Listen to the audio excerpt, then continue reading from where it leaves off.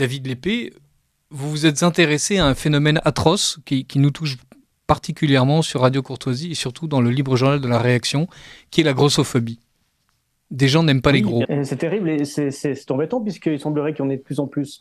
Alors, j'étais venu à cette antenne il y a quelques semaines vous parler d'un livre du docteur Jean-David Saytoun qui s'appelait Le suicide de l'espèce, où déjà j'avais abordé très sérieusement ce sujet, puisque c'est un sujet grave de santé publique. Le surpoids, il touche actuellement aujourd'hui 2,5 milliards de personnes à travers le monde. C'est beaucoup, hein. 40% des êtres humains sont en surpoids et 15 sont carrément obèses.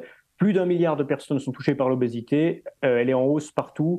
Et je rappelle très brièvement, l'obésité, ça augmente la probabilité d'au moins 13 cancers, 3% des cancers masculins, 6% des féminins. J'invente rien, c'est sur le site de la Fondation pour la recherche sur le cancer.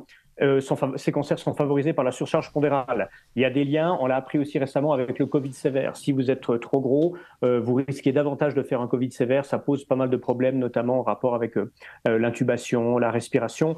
En moyenne, l'obésité fait diminuer votre vie, votre longévité de 5 ans. Et ça, c'est sur le plan sanitaire. Sur le plan économique, comme vous vous en doutez, ça fait peser, sans mauvais jeu de mots, peser un poids énorme sur les systèmes de santé. Alors, face à ça, on pourrait se dire, c'est un problème qui devient vraiment, vraiment important, à la fois pour les finances publiques et on pourrait dire pour la santé générale du genre humain un peu partout, pays en voie de développement y compris d'ailleurs, malheureusement. Comment se fait-il qu'on puisse, alors que le problème n'a jamais été si grave, prendre le contre-pied et dire il n'y a pas de problème, ou alors le problème est dans l'œil de l'autre. Or, la lutte anti-grossophobie ne date pas tout à fait d'aujourd'hui, du moins aux États-Unis, où ils ont pris un petit peu d'avance en termes de surcharge pondérale et de délire idéologique, l'un s'accompagnant souvent de l'autre, semble-t-il. En 1969, déjà, était fondée la National Association to Advance Fat Acceptance, donc l'association nationale pour l'acceptation qu'on pourrait dire du surpoids, quoi. De la graisse. Fat.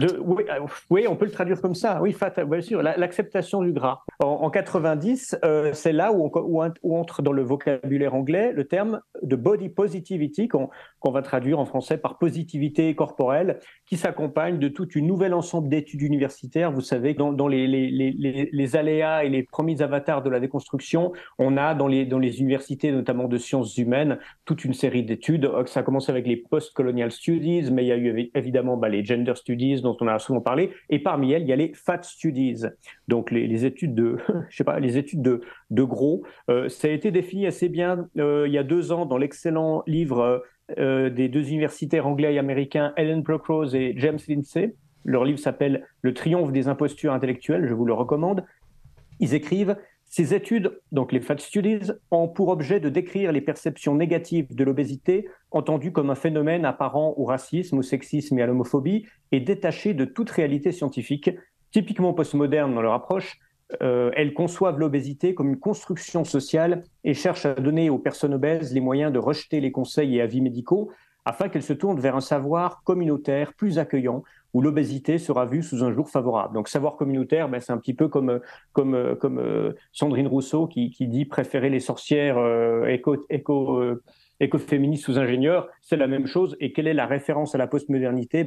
Pour rappel, c'est cette tendance philosophique selon laquelle il n'y aurait pas vraiment de réalité objective, mais seulement des perceptions. Et les militants qui œuvrent dans cet activisme, on les appelle les fat activistes. En français, on les traduit par les activistes de la corpulence. C'est très joli, activiste de la corpulence, mais une fois de plus, vraiment, fat, ça veut dire gros, gras. Enfin, ça insiste vraiment sur le côté presque insultant de la chose. Hein. C'est vrai. Voilà. Sinon, on dit big, par exemple, ou huge. Enfin bref, il y a plein d'adjectifs anglais, alors que fat, c'est vraiment la graisse. On aurait dû, en fait, je ne comprends pas qu'on parle de grossophobie, on aurait dû appeler ça de la stéatophobie, ça aurait été plus chic. Mais il y a le vocabulaire, en gros, du politiquement correct général tenu par les politiciens. Et il y a le vocabulaire activiste qui, lui, il faut le lui reconnaître, est souvent moins correct et un peu plus hard, mais on le voit un petit peu dans tous les domaines, que ce soit la revendication du mot nègre par les par les activistes panafricains ou antiracistes, que ce soit le terme PD par les activistes gays ou le terme salope par certaines néo-féministes. Il y a une théorie en linguistique qu'on appelle le retournement du stigma, et je pense que c'est ça qui est à l'œuvre chez les activistes de la corpulence, ou plus exactement les activistes du gras, comme vous dites.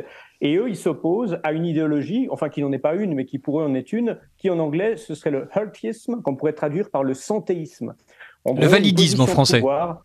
Pas tout à fait. Alors le validisme, c'est les gens on va dire en bonne santé par opposition aux gens handicapés. Le santéisme, c'est encore plus que ça. C'est les gens qui, comme vous et moi, je suppose, et comme la plupart comme tous les médecins, défendent le fait qu'il est généralement préférable d'être en bonne santé que malade. Pour eux, c'est pas une vérité scientifique, c'est une position de pouvoir, un petit peu dans la lignée de Foucault et du biopouvoir.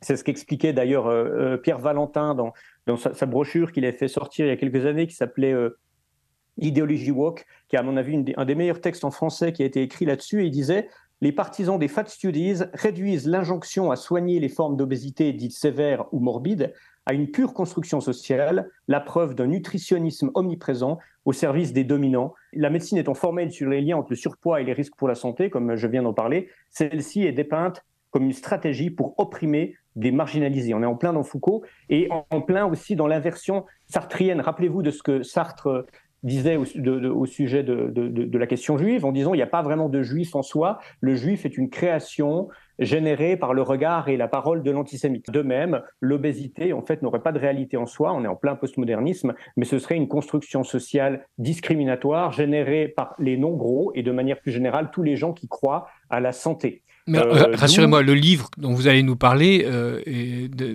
explique en détail, c'est le manuel du parfait activiste de la Grèce, ou au contraire c'est un livre qui... Alors là, je vous parle pas d'un livre en particulier. Ah pardon, excusez-moi. Ah non, c'est un sujet comme ça, je suis allé piocher. Mais effectivement, je vous cite des ouvrages récents parce que je vois que le terme est revenu assez fréquemment dans ces ouvrages de référence sur le wokisme dont je parlais, qui nous apprennent, par exemple, qu'on oppose à ce santéisme ce qu'on appelle, entre guillemets, une diététique critique. Qu'est-ce que c'est qu'une diététique critique?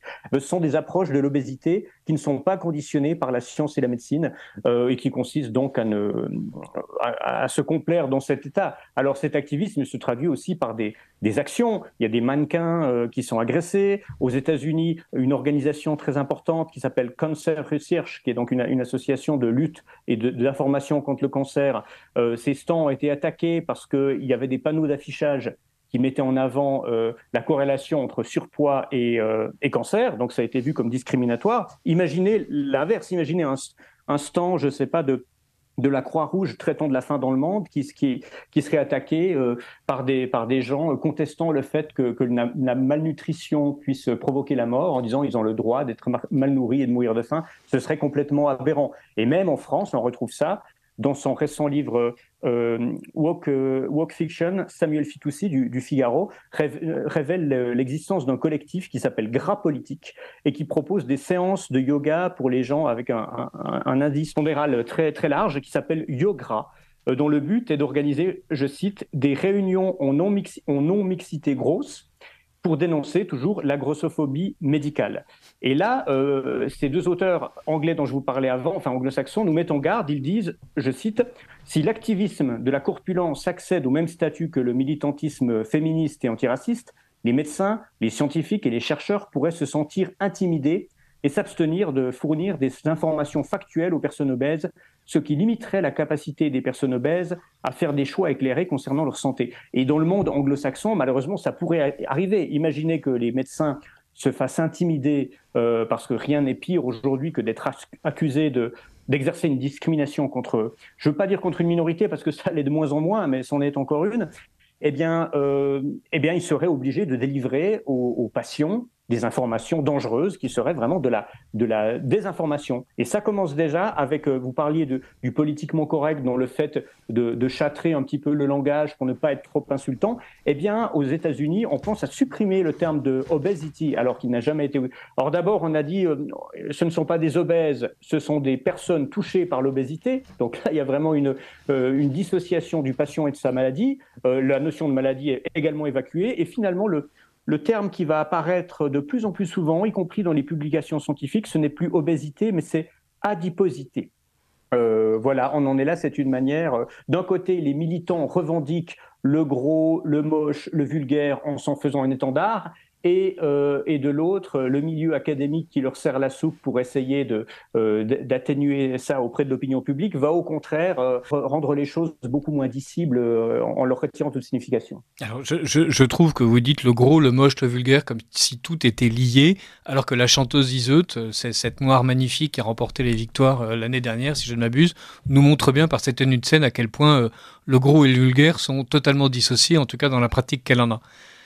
C'est un gag pour j'encourage les auditeurs de Radio Courtoisie à regarder des images de la chanteuse Iseut.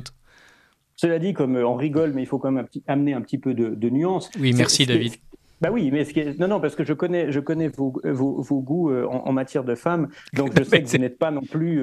Non, mais parce que des choses se disent en coulisses. Vous n'êtes pas non plus un adepte des femmes filiformes, sans pour autant valider l'agression de ces pauvres mannequins. Il ne s'agit pas, en se moquant des activistes, des fat activistes, de dire que ce serait l'inverse qui serait sain, parce qu'on a un autre problème d'un côté, et finalement la body positivité, si elle signifiait le fait de lutter contre ces complexes et de s'accepter physiquement en dehors des canons édictée par le marché, je pense serait plutôt une bonne chose. Seulement, elle n'est pas prise dans cette acception-là, et aujourd'hui, il ne s'agit pas de se réconcilier avec son propre corps, ce qui serait effectivement positif, mais il s'agit de se mettre en danger sous prétexte de se complaire dans un mal-être qui, n'en déplaise à ceux qui en font une identité, est avant tout une pathologie.